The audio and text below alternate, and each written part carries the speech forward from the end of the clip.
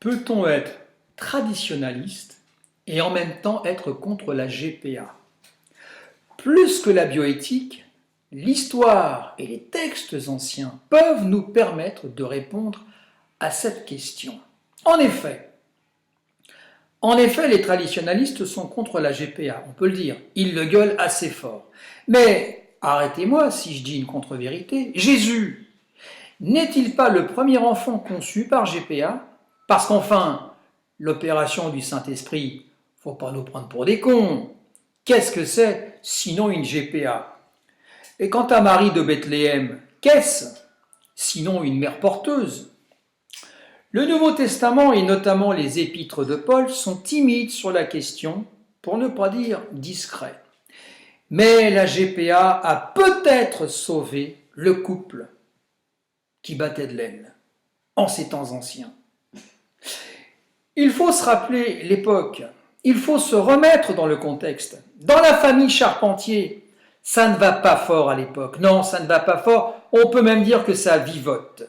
L'entreprise familiale de menuiserie est au bord du dépôt de bilan. Oui, ça vivote, ça vivote. Et si Marie ne pointe pas à Pôle emploi, c'est plus par fierté que par autre chose. Ça vivote à Bethléem, ça vivote à la maison et tout naturellement, ça vivote dans le plumard. André Castelot et Alain Decaux ont été formels sur ce point. Entre Marie et Joseph, c'était tous les soirs l'auberge des culs tournés. Et la nuit tombait tôt à Bethléem en ces temps-là.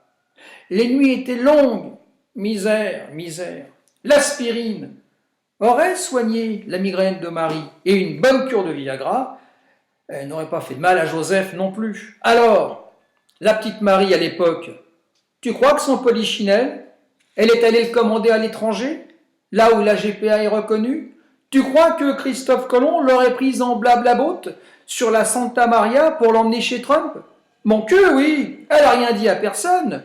Dans la cuisine, la GPA, sur la table, entre le bocal de cornichons et le rôti de porc.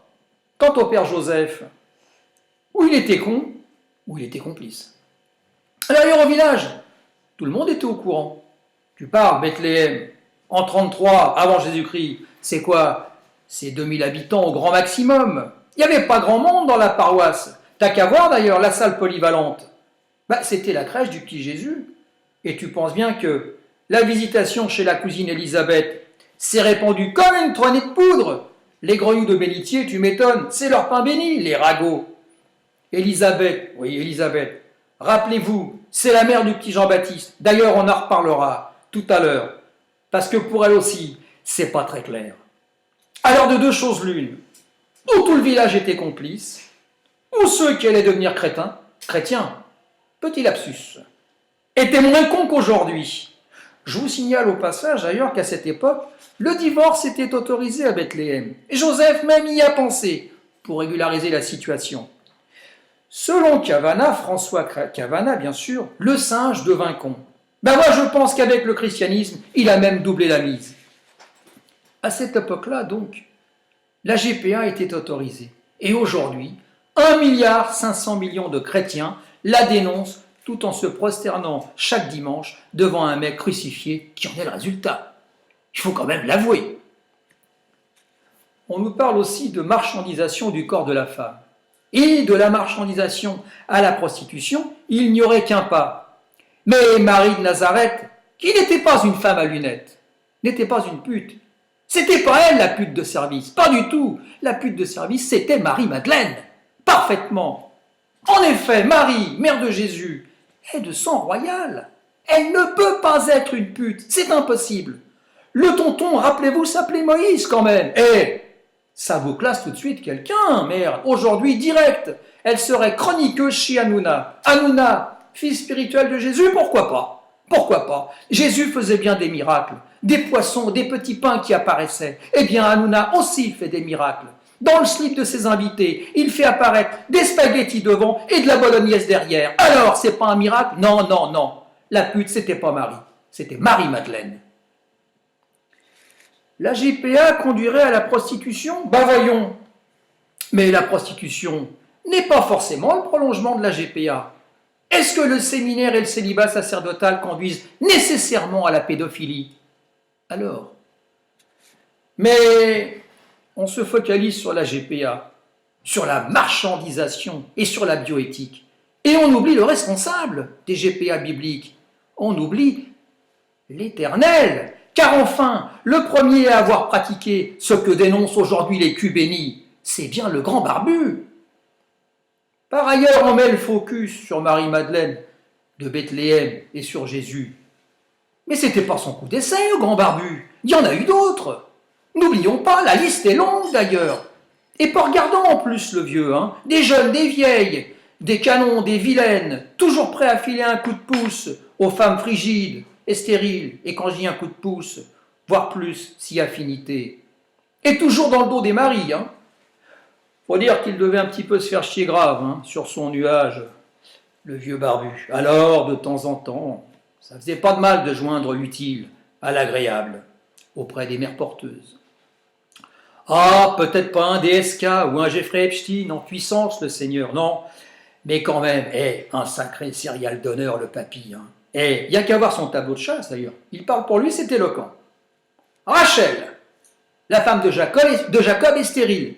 Elle fait porter ses 2 premiers moutards par Bila, la servante. Là, pour le coup, c'est Jacob qui s'y colle. Sympa, Jacob. Toujours prêt à filer un coup de main à rendre service. Sympa. Anne, elle aussi, elle est stérile. Mais le petit Samuel arrivera quand même au terme de 9 mois d'une grossesse que Elkanah, son mari, ne s'explique toujours pas. Anne, ma sœur Anne, ne vois-tu rien venir? T'inquiète pas, le vieux est derrière, il s'occupe de tout.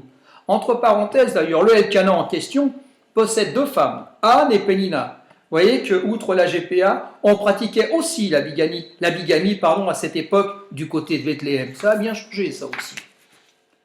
Sarah, la femme d'Abraham, même topo, le petit Isaac, c'est pas la Redoute ou Amazon qui l'a amené. Le vieux est encore derrière. Et pas regardant en plus l'ancêtre. 90 ans quand même, hein, la mère Sarah.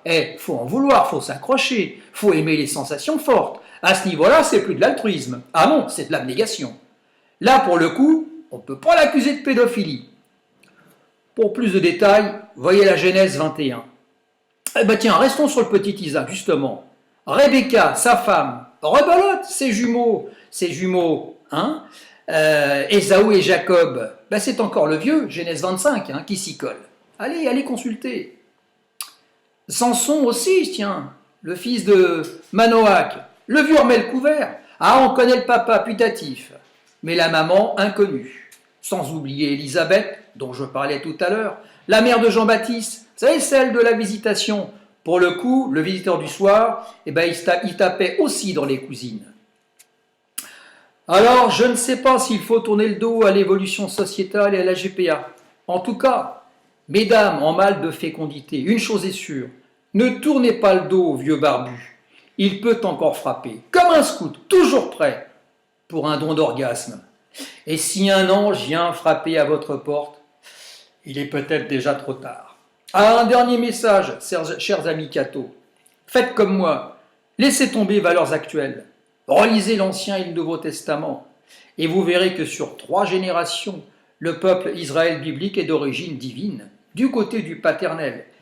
Et il ne vous a pas attendu pour pratiquer la GPA. Et s'il vous avait écouté, vous ne seriez sans doute pas là aujourd'hui. Voilà quelques petites réflexions sur la GPA. À très bientôt, j'espère.